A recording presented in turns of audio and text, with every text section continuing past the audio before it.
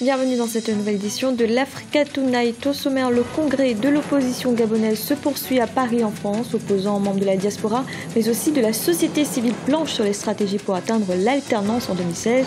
Pour en parler, nous recevrons M. Jean-Yves Ndong, membre du Front de l'opposition pour l'alternance. La Banque mondiale souhaite accompagner la Guinée dans sa lutte contre l'épidémie d'Ebola. Des fonds seront mobilisés sur les 3 prochaines années afin d'éradiquer le virus du pays. Et reprise des activités de BenAfrique au Bénin, la compagnie redéploie depuis ce mercredi ses bus dans la capitale économique Cotonou. Mais tout d'abord, le président kenyan Uhuru Kenyatta, premier chef d'État en exercice à comparaître devant la Cour pénale internationale, n'est ce vendredi plus poursuivi. La CPI a en effet décidé d'abandonner les charges après que la procureure Fatou Bensouda ait expliqué ne pas avoir assez de preuves pour prouver sa responsabilité criminelle. Mercredi, la CPI avait donné 1 semaine au parquet pour étayer ces accusations, ou à défaut, il devait les retirer en totalité, comme nous l'explique Majid Boudan, avocat au barreau de Paris. Ceci est tout à fait normal. Les juges agissent dans le cadre et dans le respect des principes du procès juste et équitable, à savoir que le procès doit durer un certain temps et la durée de ce procès doit être raisonnable, ça ne peut pas s'étirer sur des années. Et donc, l'appréciation de la durée se fait en fonction des accusations et en fonction des éléments et des rassemblements de preuves. Et donc, le procureur, quand elle a lancé les accusations, elle est supposée avoir des preuves ou au moins des éléments de preuve. Et quand un procureur, quelle que soit la juridiction, lance des accusations, elle ne lance pas des accusations en l'air, sans fondement, et après elle va à la pêche des preuves. Non, ça c'est contraire au principe du procès juste équitable, et donc à ce moment-là le tribunal veille à cette règle fondamentale, et le temps est important. Dans l'actualité également, un congrès extraordinaire de l'opposition gabonaise a débuté ce vendredi à Paris, en France. Ce rendez-vous est organisé à l'initiative de la Convention de la diaspora gabonaise. À cette occasion, une charte devrait être adoptée pour atteindre l'alternance en 2016. Marina Vanier. Il faut une alternance politique avant les élections présidentielles de 2016. C'est du moins ce qu'a souhaité Michel Ngundu, membre du mouvement souverainiste du Gabon. Pour l'opposition politique en conclave depuis jeudi à Paris, l'heure est au changement. L'objectif étant d'asseoir de manière définitive une transition au Gabon par la voie démocratique. L'objectif principal, c'est de se débarrasser d'un régime qui est arrivé à la suite d'un coup d'État électoral. C'est de mettre en place des mécanismes pour éviter au Gabon les affres de troubles comme on a connu ailleurs.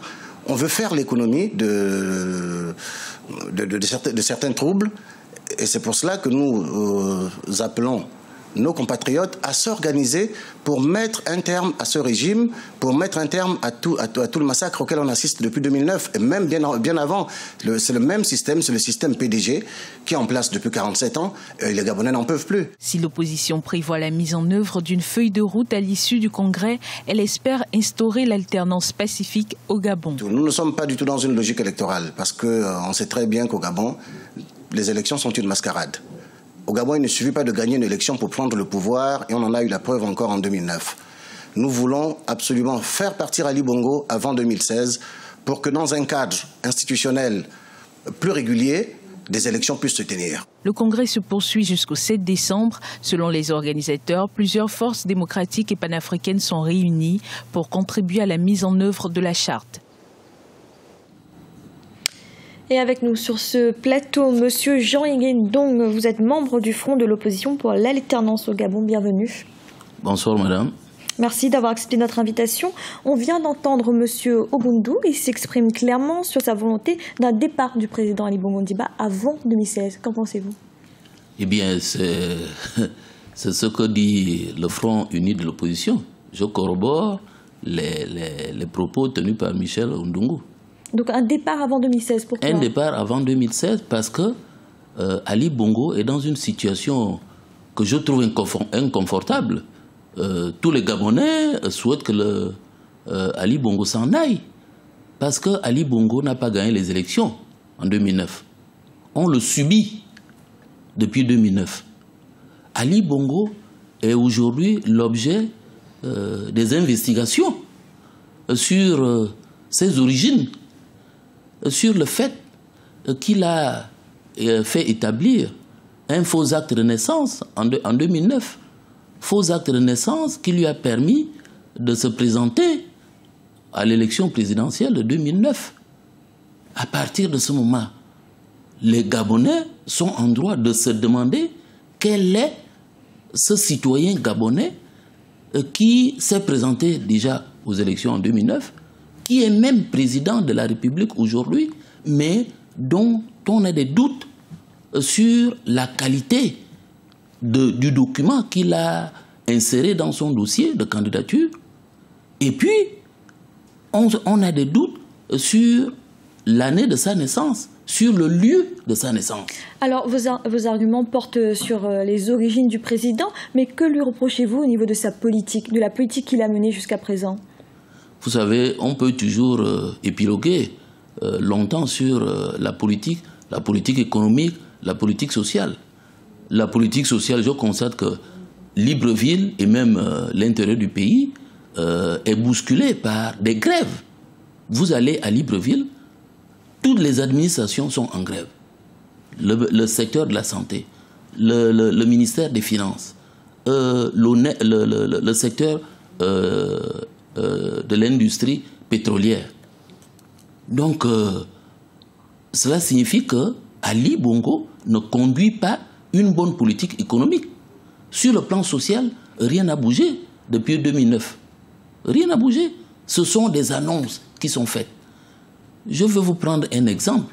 Si vous allez à Libreville, vous trouverez une bande de sable qui a été placée là par l'entreprise qui était chargée de réaliser la marina de Libreville. Mais au jour d'aujourd'hui, c'est un éléphant blanc. Ça pose un problème d'environnement, ça pose un problème économique, et puis sur le plan financier, c'est une catastrophe. Alors si aujourd'hui l'opposition estime que le bilan du président est si mauvais, si catastrophique, pourquoi ne pas attendre l'échéance 2016 pour justement afficher ce bilan et pouvoir remporter les élections? Madame, nous sommes à l'écoute du peuple. Si le peuple veut qu'Ali Bongo s'en aille maintenant, nous nous inscrivons dans la volonté, dans le désir du peuple. Comment peut-on savoir aujourd'hui que la majorité du peuple veut ce départ sans des élections? Nous avons des contacts avec la population.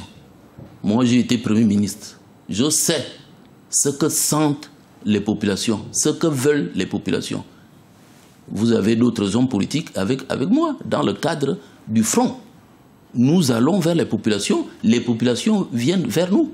Nous organisons des causeries et même des meetings. Dernièrement à Port-Gentil, nous avons eu plus de 20 000 personnes qui sont venues nous écouter. Et ça a eu des répercussions dans le reste du pays. Est-ce que 20 000 personnes, c'est représentatif de la population gabonaise? 20 000 personnes, c'est significatif pour le début d'un processus. Est-ce que la charte qui sera adoptée en fin de ce congrès va aller dans ce sens? Est-ce que vous espérez qu'elle aille dans ce sens? Mais bien entendu, chère madame. Absolument. Dans le sens d'une stratégie vers un départ? Dans le sens d'une stratégie vers un départ. Et ce départ peut se produire demain matin ou dans 3 jours ou dans une semaine. Monsieur Jean Nguyen Dong, merci d'avoir répondu à nos questions. Merci madame. Dans l'actualité également, la Banque mondiale s'engage à accompagner la Guinée dans sa lutte contre l'épidémie d'Ebola qui sévit dans le pays. L'annonce a été faite par le président de l'institution lors d'un bref séjour ce mercredi à Conakry. Un plan sera mis en place prochainement avec pour objectif d'aboutir à l'éradication du virus. Un reportage de notre correspondant Mohamed Lamine Solano. La Banque mondiale aux côtés de la Guinée pour 0 cas d'Ebola dans le pays. L'institution annonce la mise en place prochainement d'un plan renforcé de riposte à l'épidémie, alors que le virus a entraîné à ce jour la mort de plus de 1200 personnes en Guinée. 16 villes sur les 33 du pays sont touchées contre 23 il y a 2 mois. Même si la tendance de l'évolution de l'épidémie est en baisse, la riposte à Ebola s'intensifie en Guinée.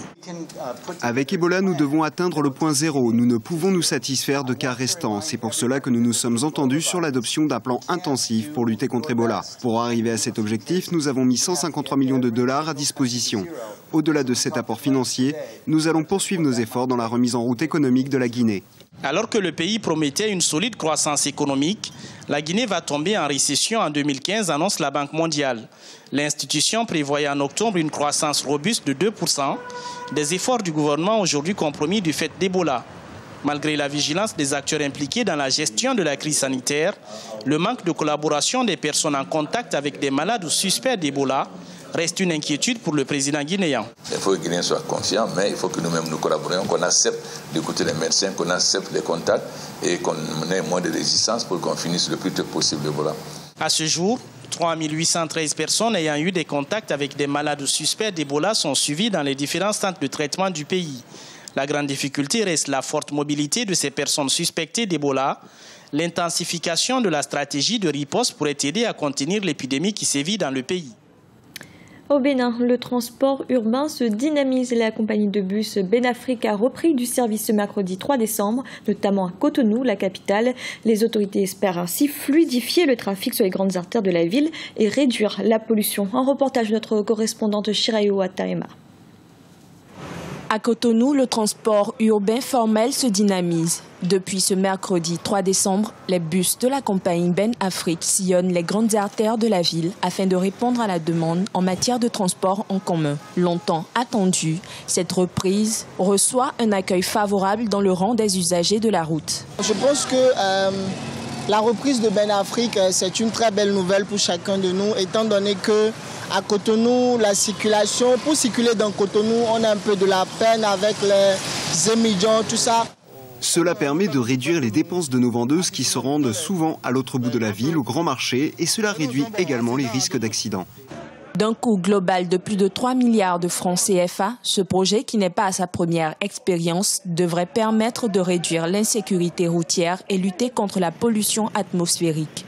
En effet, la compagnie avait enregistré au démarrage de ses activités plus de 15 000 passagers par jour et représentait une concurrence pour le moyen de transport privilégié des Béninois, le taxi-moto. Pour cette reprise, de nouvelles dispositions sont prises, notamment la réduction des coûts, la définition de nouveaux itinéraires. Le Béninois que je suis voudront donc moderniser un peu la ville de Cotonou. Le transport urbain collectif est par excellence un transport moderne qu'il faut organiser. Et cette organisation que nous avons donc mise en place a donc eu l'assentiment des Béninois qui nous ont beaucoup encouragés à poursuivre ce type de développement. Mise en place en août 2012 par la société BenAfrique en partenariat avec la mairie de Cotonou, ce réseau de 52 bus avait été suspendu afin de dresser un bilan à mi-parcours des activités de la compagnie. Les conclusions issues de cette étude devraient permettre aux autorités d'assurer la pérennité du transport urbain formel au Bénin. C'était le journal de la rédaction. Merci de l'avoir suivi. Retrouvez dans un instant une nouvelle édition de l'information.